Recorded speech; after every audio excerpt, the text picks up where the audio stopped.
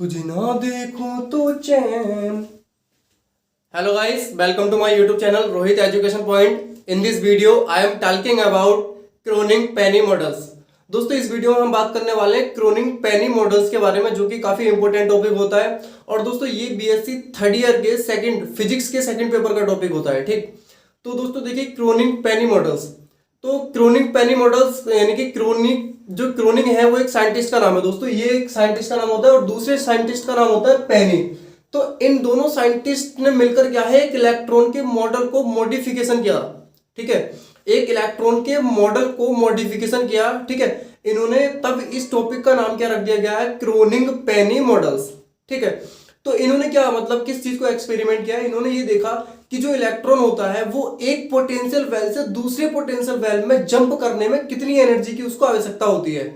ठीक, मतलब उस इलेक्ट्रॉन को एक पोटेंशियल वेल से दूसरे पोटेंशियल वेल में जंप करने के लिए कितनी एनर्जी की आवश्यकता होती है, इन्होंने उस एनर्जी को क्या है कैलकुलेट किया था। ठीक, और दोस्तों 12th स्टैंडर्ड पर जो पढ़ाया जाता है कि मेटल की फ्री इलेक्ट्रॉन थ्योरी जो पढ़ाई जाती है, मेटल की उस फ्री इलेक्ट्रॉन थ्योरी के अकॉर्डिंग मेटल के अंदर बहुत सारे फ्री इलेक्ट्रॉन होते हैं। ठीक है, जो कि मेटल के अंदर इंडिपेंडेंटली यानी कि किसी से वो डिपेंड नहीं होते, मतलब इंडिपेंडेंटली मोशन करते हैं। ठीक, तो उनके इस मोशन के द्वारा क्या है, जो मेटल का रीजन होता है वो जीरो पोटेंशियल का होता है, क्योंकि उसमें कोई पोटेंशियल नहीं है। तो वो मेटल तो फ्री यानी कि इंडिपेंडेंटली मोशन ही करेंगे। तो वो क्या है, उनका जो मतलब रीजन होता है वो जीरो पोटेंशियल का होता है। ठीक है, मेटल के अंदर का रीजन। ठीक, और मेटल की जो एनर्जी होती है ना, टोटल एनर्जी, वो काइनेटिक एनर्जी के इक्वल होती है। ठीक है दोस्तों, और दोस्तों जो क्रोनिक पेनी है, इन्होंने ये बताया कि जो मेटल्स के अंदर इलेक्ट्रॉन होता है वो जीरो पोटेंशियल के रीजन में मोशन नहीं करता, बल्कि वेरिंग पोटेंशियल के रीजन में मोशन करता है। ठीक है, और वो भी पीरियोडिकली मोशन करता है। मतलब क्रोनिंग देखिए जो 12th स्टैंडर्ड में पढ़ाया जाता है वो ये है कि जो इलेक्ट्रॉन होते हैं वो अगर मेटल के अंदर इंडिपेंडेंटली मोशन कर रहे हैं, तो इसका मतलब ये है कि उस मेटल का रीजन क्या है, मतलब जीरो पोटेंशियल का रीजन है। ठीक, लेकिन क्रोनिंग पेनी मॉडल्स मतलब क्रोनिंग पेनी ने ये बताया कि जो इलेक्ट्रॉन होता है मेटल के अंदर वो जीरो पोटेंशियल पर मोशन नहीं करता है, बल्कि वो वेरिंग पोटेंशियल पर पीरियोडिकली मोशन करता है। और इसका जो पीरियोडिकली स्टेप होता है वो लैटिस के पीरियोडिसिटी के इक्वल होता है। ठीक है, इसकी पीरियोडिसिटी लैटिस के पीरियोडिसिटी के इक्वल होती है। और दोस्तों जो क्रोनिंग पेनी मॉडल्स है ना, वो उसके द्वारा मतलब जो मेटल के अंदर फ्री इलेक्ट्रॉन होती है, उन फ्री इलेक्ट्रॉन के द्वारा कुछ फिनोमिना जैसे कि स्पेसिफिक हीट, ठीक है ना, और पैरामैग्नेटिज्म आदि को एक्सप्लेन किया जा सकता है। लेकिन मेटल की फ्री इलेक्ट्रॉन थ्योरी के अकॉर्डिंग कंडक्टर तथा सेमीकंडक्टर तथा इंसुलेटर के कॉन्सेप्ट को एक्सप्लेन नहीं किया जा सकता। ठीक है दोस्तों, इसकी कुछ थ्योरी ऐसे इसी प्रकार होती है, तो वो थ्योरी आपको इससे नोट करा देंगे। तो इन्होंने ये बताया था कि एक पोटेंशियल वेल से, जैसे कि मान लीजिए ये है आपका, तो यहाँ पे क्या है -b, और ये x इक्वल टू 0 और x इक्वल टू a। तो ये जो रीजन है ना, ये रीजन मान लीजिए psi1 रीजन है। ठीक है, और ये रीजन है psi2। तो इसका जो पोटेंशियल होगा वो होगा v0, और इसका जो पोटेंशियल होगा वो होगा 0। ठीक है, तो इन्होंने बताया कि एक पोटेंशियल वेल से दूसरे पोटेंशियल वेल में इलेक्ट्रॉन को जंप करने में कितनी एनर्जी की आवश्यकता होती है, वो एनर्जी हम क्या है कैलकुलेट करने वाले हैं। दोस्तों ये चित्र आप बाद में बना लेना, मैं थ्योरी आपको रजिस्टर से नोट करा देता हूं।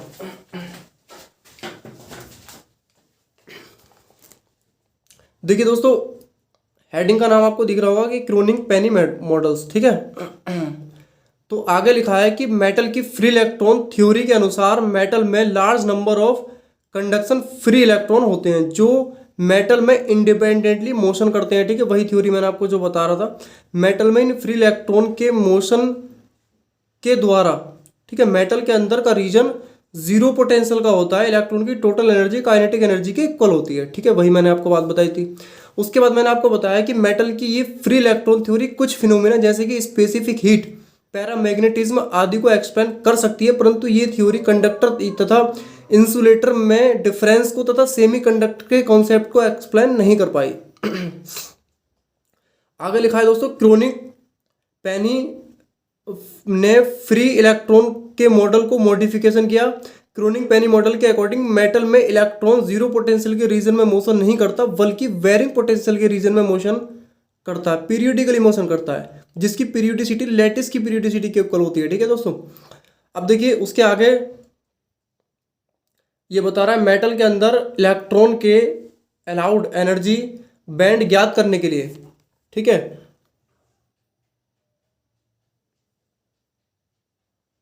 हाँ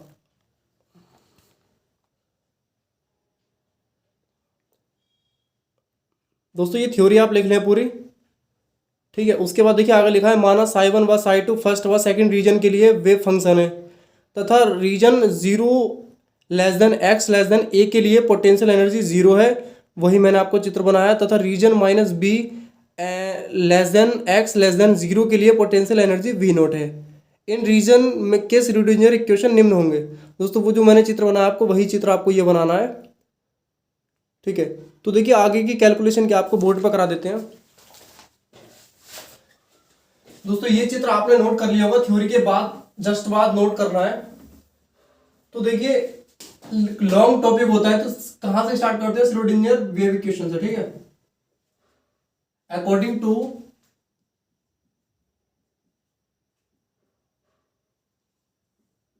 श्रोडिंगर वेव इक्वेशन। देखिए क्या होती है Schrodinger wave equation, d square psi upon D x square plus 2m into e upon में H cross square into psi is equal to zero. देखिए इसमें दो इक्वेशन हमें फाइंड करनी पड़ेगी तो इसको साई वन मान लेंगे, ये इक्वेशन हो जाएगी वन। ये किसके लिए है, जब जो x की वैल्यू है ना वो जीरो से क्या है ज्यादा है बट x से a से क्या है कम है। ठीक है, दूसरी इक्वेशन फाइंड करते हैं दोस्तों हम इसमें, del square psi two upon में del x square plus 2m e minus b naught upon H cross square psi two is equal to zero, equation two. तो दोस्तों ये जो रीजन है ना किसके लिए, माइनस बी से less than x less than zero, यानी कि x की वैल्यू क्या है जीरो से कम होगी और माइनस बी से ज्यादा होगी। जब जीरो से कम होगी तो जाहिर सी बात है कुछ भी हो लेकिन निगेटिव होगी।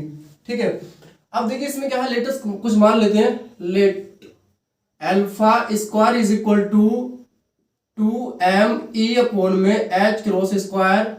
ठीक है, और beta square is equal to 2m e minus B naught upon में h क्रॉस स्क्वायर।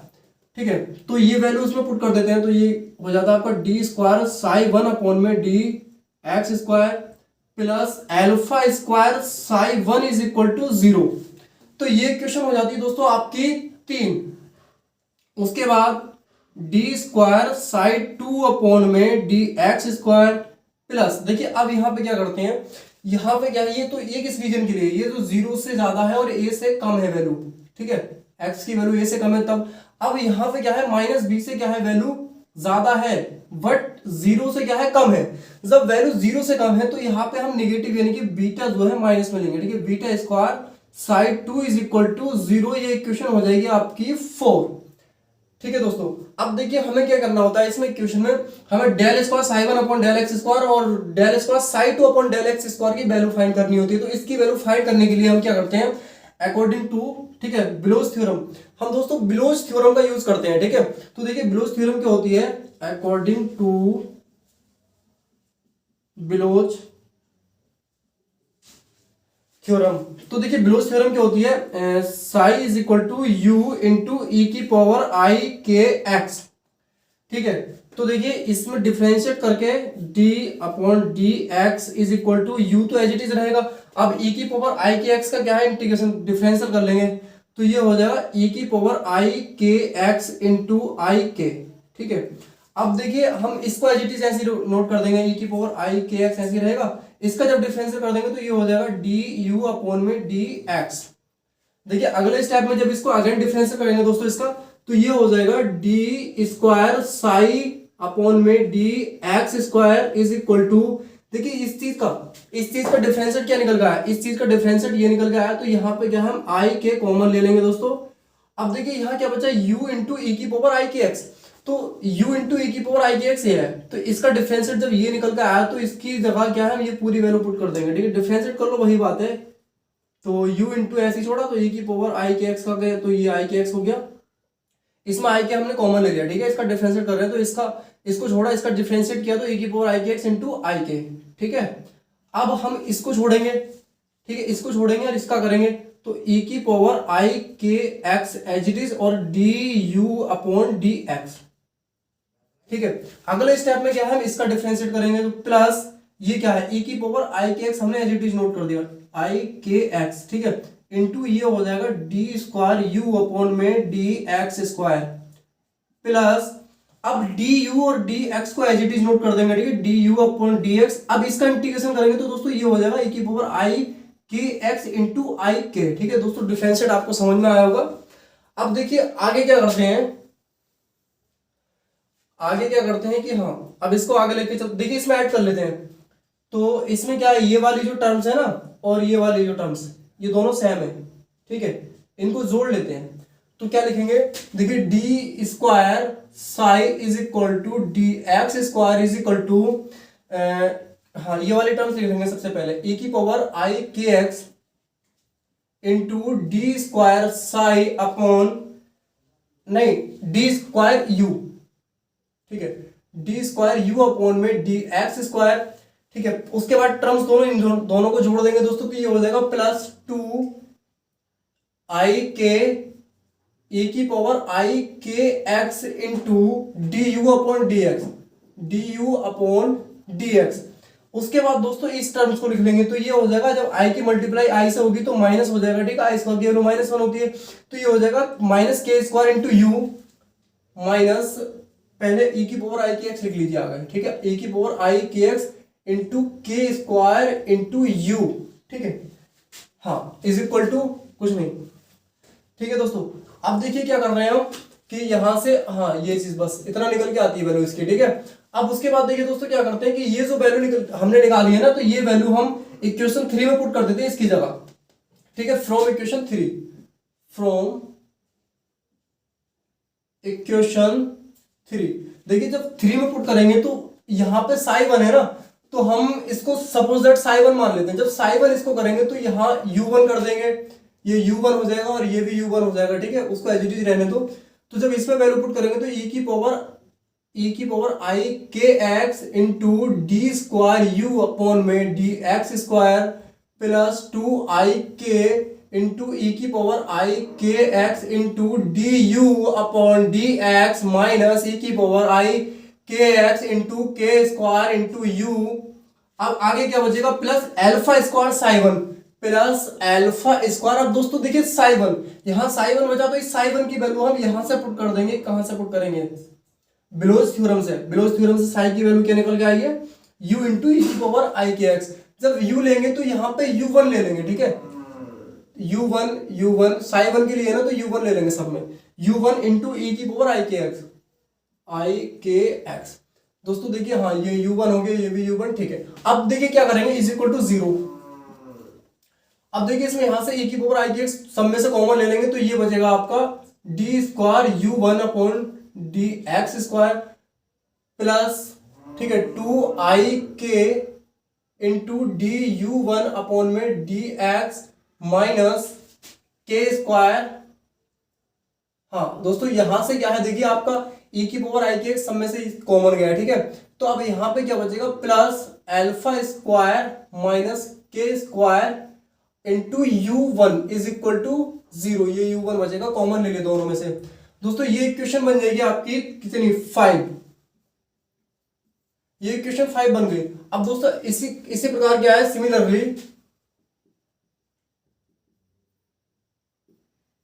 इक्वेशन 4। अब जब 4 को अप्लाई करेंगे तो ये इक्वेशन जो 4 है इस पे अप्लाई करेंगे तो क्या बनेगा, तो देखिए ये बन जाएगा, इसमें वैल्यू पुट कर दो आप, यही चीज सेम वैल्यू है, तो क्या है लास्ट में बस ये अल्फा स्क्वायर की जगह क्या है, माइनस बीटा स्क्वायर है यहाँ पे। ठीक है, और साइड 2, तो यही चीज निकल के आएगी। तो e की पावर, हाँ इक्वेशन यही बनेगी दोस्तों, D square u1 upon D x square plus 2 i k into D u1 upon D x minus, देखिए यहाँ पे क्या आएगा, माइनस आएगा, क्योंकि यहाँ माइनस आएगा बीटा स्क्वायर, तो माइनस कॉमन लेने के बाद अंदर बचेगा plus beta square plus K square, और u2 is equal to 0, equation बन जाएगी 6। दोस्तों यहाँ पे क्या है, जो बीटा अल्फा स्क्वायर है इसकी जगह आएगा बीटा स्क्वायर, तो माइनस बीटा स्क्वायर आएगा, तो माइनस बीटा स्क्वायर कॉमन ले लेंगे, तो ये beta square plus K square हो जाएगा। ठीक है, ये बन जाएगी इक्वेशन 6। अब दोस्तों यहां से ऑक्सिलरी इक्वेशन फाइंड कर लेते हैं इसकी। ठीक है, auxiliary equation, A for auxiliary, E for equation of 5, equation 5, equation 5 की ऑक्सिलरी इक्वेशन बना लेते हैं। तो जो इक्वेशन 5 है उसकी ऑक्सिलरी इक्वेशन बनाने के लिए क्या करेंगे, इसको m सपोज कर लेंगे, तो ये हो जाएगा m स्क्वायर प्लस ये हो जाएगा 2ik, और ये हो जाएगा m plus alpha square minus K square is equal to 0। अब देखिए m की वैल्यू निकालने के लिए इसके फैक्टर तो हो नहीं पाएंगे, लेकिन धराचार्य विधि इसमें यूज कर लेते हैं। तो धराचार्य विधि यूज करके एबीसीडी से कंपेयर करेंगे, तो a इज इक्वल टू क्या आएगा 1, और v इज इक्वल टू क्या आएगा 2ik, और c इज इक्वल टू क्या आएगा alpha square minus K square. ठीक है, अब देखिए धनाचार्य विधि से क्या होगा, m is equal to formula होता है माइनस v, यानी कि minus 2ik plus minus root में v स्क्वायर का मतलब क्या है 2ik का होल स्क्वायर, तो 2 का मतलब 4 और i स्क्वायर का मतलब माइनस, और k स्क्वायर इसके साथ माइनस 4ac, a का मतलब 1 और c का मतलब alpha square minus K square upon 2a। तो 2a का मतलब है कि इंटू 1, a की वैल्यू 1 है। अब देखिए क्या करेंगे, इसमें ये 2 यहां से कॉमन ले लेंगे और 2 इसमें से 4 दोनों में से। ठीक है, जब ये 4 है यहां से कॉमन लेंगे तो 2 निकल जाएगा, जब यहां से भी 2 बाहर आ जाएगा तो 2 से 2 कैंसिल हो जाएगा, ये बचेगा ik प्लस माइनस रूट में minus K square minus alpha square minus minus plus K square. ठीक है, तो k से k cancel, minus ik plus minus root में माइनस की जगह क्या है i ले लेंगे। ठीक है, तो ये हो जाएगा i अल्फा स्क्वायर, तो ये वैल्यू निकल के आएगी आपकी ik plus minus i alpha. ठीक है, तो m की दो वैल्यू हो जाएंगी आपकी i अल्फा माइनस ik, दूसरी वैल्यू हो जाएगी माइनस कॉमन ले लेंगे तो i अल्फा प्लस ik, क्योंकि ik क्या है वो तो माइनस में ही है ना। ठीक, तो अभी इसके आगे चलते हैं दोस्तों, ये नोट कर लें आप।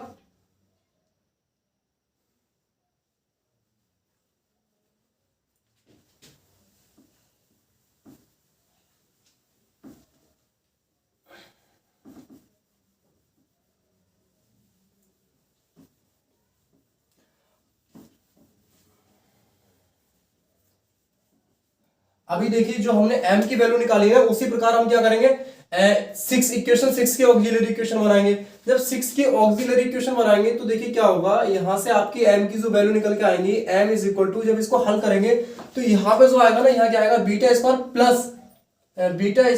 प्लस के स्क्वायर आएगा। ठीक है, और यहाँ माइनस, तो जब प्लस के स्क्वायर आएगा तो अंदर बचेगा प्लस का बीटा स्क्वायर, यानी कि m इज इक्वल टू जो वैल्यू आएंगी वो आएंगी बीटा माइनस ik और कॉमा बीटा नहीं माइनस का। ठीक है, दूसरी वैल्यू आएगी दोस्तों माइनस बीटा प्लस ik।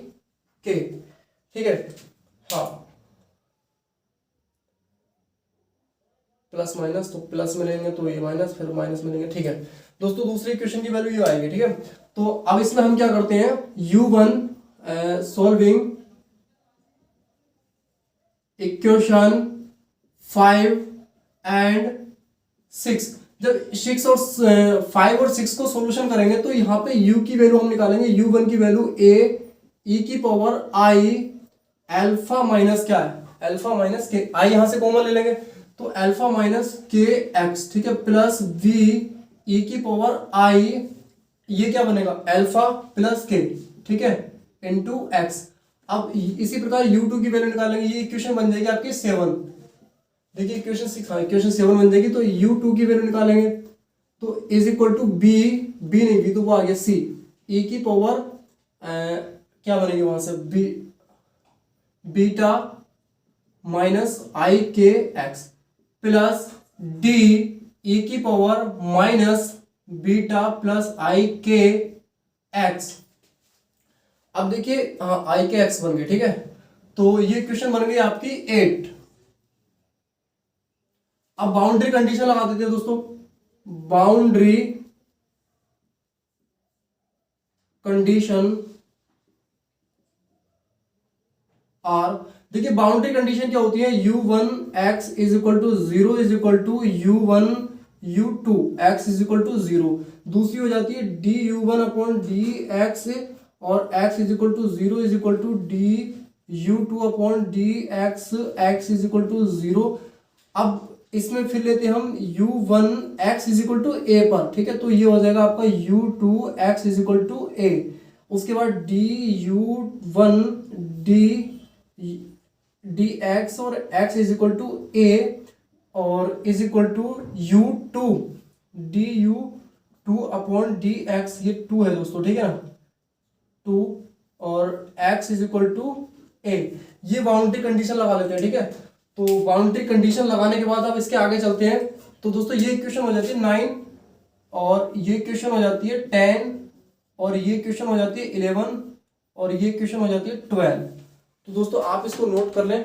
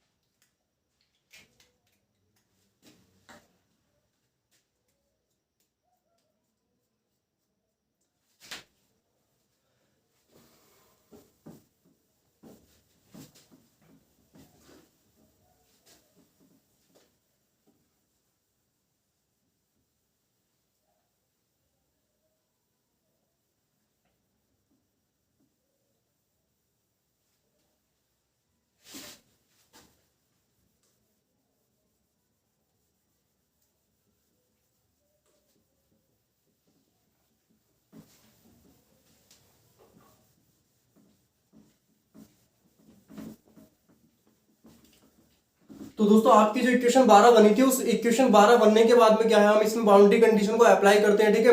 उसके बाद उसको हल करके उनकी कोफिशिएंट क्या है, एक डिटर्मिनेट में रखते हैं, डिटर्मिनेट बनाते हैं, फिर उसके बाद डिटर्मिनेट को हल करते हैं और डिटर्मिनेट को हल करने के बाद आपकी फाइनल बाद में एक इक्वेशन बन के आती है जो कि हम डायरेक्ट लिख रहे हैं। दोस्तों काफी लॉन्ग टॉपिक होता है, तो आपको ये इक्वेशन डायरेक्ट याद रखनी है और कैलकुलेशन अगर कर भी रहे तो कैलकुलेशन करने के बाद भी वो इक्वेशन आपको याद ही करनी पड़ेगी, क्योंकि कैलकुलेशन से आपको समझ में नहीं आएगा कि कैसे क्या है। तो लास्ट में क्या है, इक्वेशन जो 12 बनी थी, इक्वेशन 12 के बाद आपकी इक्वेशन बन के आती है लास्ट में, उसको हल करके p sine alpha a upon alpha a plus cos alpha a is equal to cos k a। Equation बन जाती है दोस्तों आपकी 13। तो दोस्तों ये इक्वेशन क्या है, फाइनली आपकी लास्ट में बन के आती है उस कैलकुलेशन करने के बाद, ठीक है। जो इक्वेशन 13 थी बाउंड्री कंडीशन को अप्लाई किया जाता है, ठीक है। फिर 4 इक्वेशन बनती है, उनके कोफिशिएंट को एक डिटर्मिनेट में रखते हैं, डिटर्मिनेट को हल करने के बाद काफी लंबी कैलकुलेशन करने के बाद आपकी ये इक्वेशन बनती है, ठीक है। तो इस इक्वेशन को आपको डायरेक्टली याद रखना है कि हाँ ये इक्वेशन होती है p into sine alpha A upon alpha plus cos alpha a equal to cos k a. अब देखिए इसके आगे की कैलकुलेशन कुछ इसमें थ्योरी है बीच में, वो आपको रजिस्टर से नोट करा देते हैं।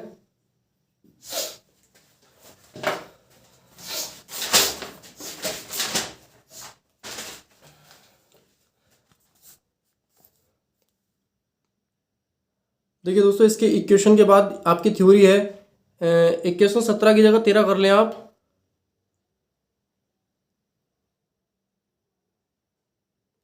ये लिखा है इक्वेशन 17 की राइट हैंड साइड का मान, हाँ आप ये थ्योरी नोट कर लें पूरी, अब बोलने की क्या आवश्यकता है।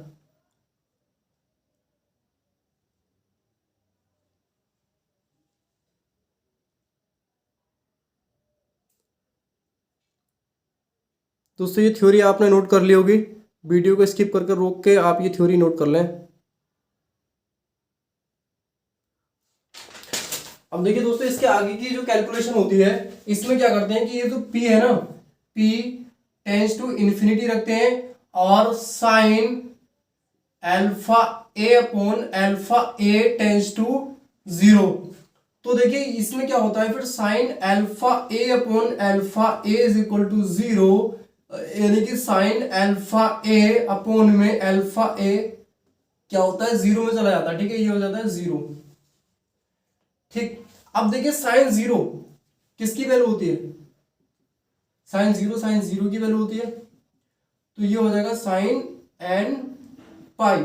अब देखिए साइन से साइन कैंसिल, तो ये बचेगा आपका alpha A is equal to n pi. ठीक है, अब आगे क्या होगा कि alpha is equal to n pi upon में ए। ठीक है, ये ए के नीचे पहुंच गया। ठीक है, तो स्क्वायरिंग ऑन बोथ साइड,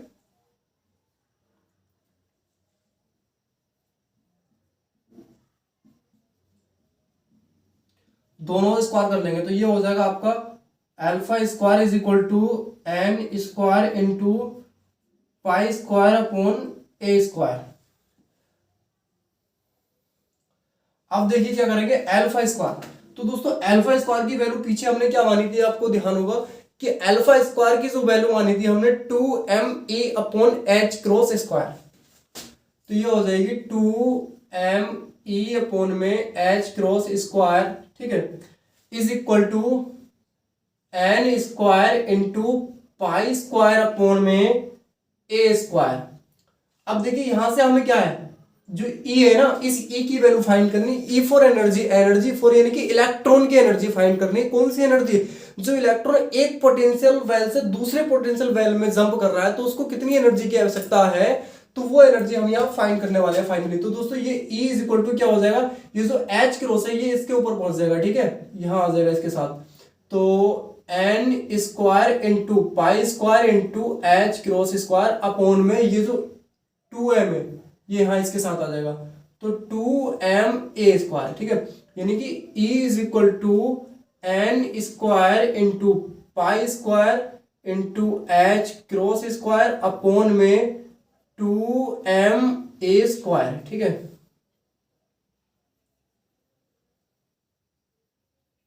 दोस्तों ये फाइनली आपकी क्या है फॉर्मूला लास्ट में बन के आ चुका है। तो दोस्तों ये टॉपिक आपका क्लियर इंपॉर्टेंट टॉपिक होता है। दोस्तों हमारे चैनल को प्लीज सब्सक्राइब करें, साथ ही साथ बेल आइकन को प्रेस कर दें, जिससे कि आने वाली हर नोटिफिकेशन आप तक पहुंचती रहे। अभी तो इसकी थ्योरी हो रही है आगे।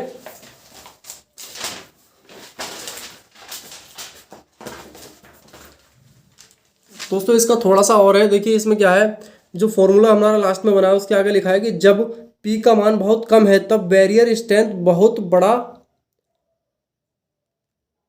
हाँ बहुत कम होती है, तब इलेक्ट्रॉन एक पोटेंशियल वेल से दूसरे पोटेंशियल वेल में पीरियडिकली जंप कर सकते हैं। इफ आगे और इसकी थोड़ी सी कैलकुलेशन कर सकते हैं, लेकिन जो इम्पोर्टेंट फॉर्मूला वही होता है, and that is if P tends to 0 cos alpha A is equal to cos k a, alpha A is equal to k a और A से A कैंसिल हो गया, alpha is equal to k a, squaring on both side alpha square is equal to k square. Alpha की value रख दी 2m upon H cross square equal to k square. यहाँ से फिर हमने के की ई की वैल्यू निकाल ली, के square H cross square upon 2m। तो दोस्तों उसके बाद होता है आपका एक ग्राफ, ये ग्राफ आपको बनाना है लास्ट में। ठीक है,